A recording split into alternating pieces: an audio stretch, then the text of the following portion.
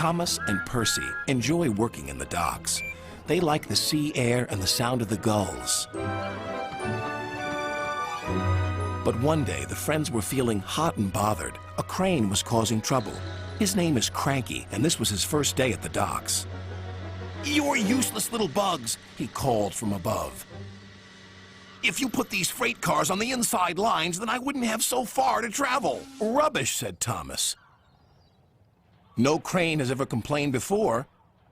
"Well, I'm complaining now." And Cranky banged his load down on the quayside. Later, the two engines met Gordon and James and told them about Cranky. "Cranes are airy-fairy things. They need a lot of attention, like me, in fact," said Gordon. "You should see the situation from Cranky's point of view," said James. "He's high up in the air, coping with wind, rain, and baking sun. Then he looks down and sees you two little engines being annoying. No wonder he calls you bugs." When Cranky heard that the big engines agreed with him, he grew bossier still. Come on, push those freight cars closer to me." But Percy was too upset to concentrate and pushed the freight cars too far. Poor Percy. Then Cranky played a trick on Thomas. "Push your freight cars onto the outside line. It's easier for me to load up." So Thomas did.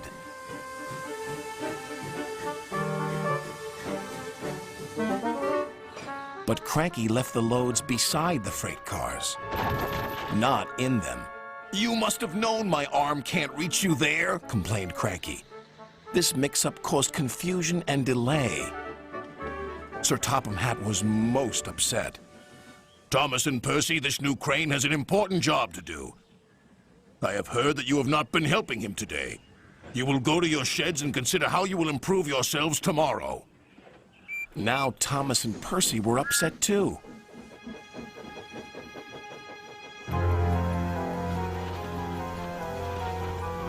That evening, a big storm raged across the island.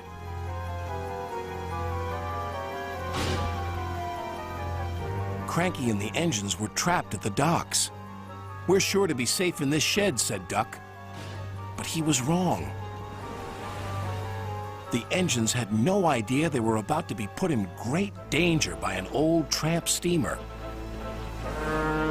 It was out of control and running aground, straight into the sheds.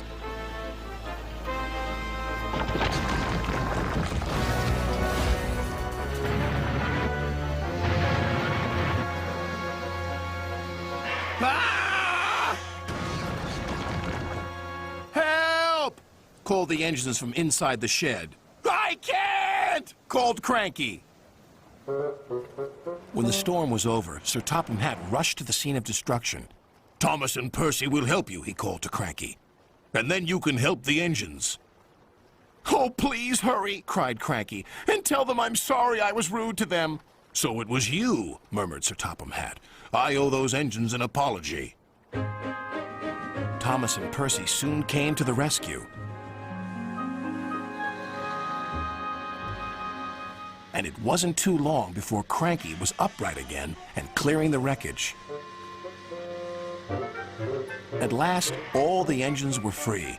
"Oh, thank you," said Gordon. "What would I have done without you?" "Well, I had to be rescued before I could help you, but I never thought it would be by a couple of Cranky was about to say bugs, but he quickly corrected himself. Small engines, thank you. I'll never be rude again. However, you two mites are in my way, so move over." "Pa," said Percy, "he's back to bugging us." "Don't move! You're still attached to Cranky." But it was too late. Cranky still looks down on the two little engines. But ever since that stormy night, he never calls them bugs or mites, because he knows they might bite back.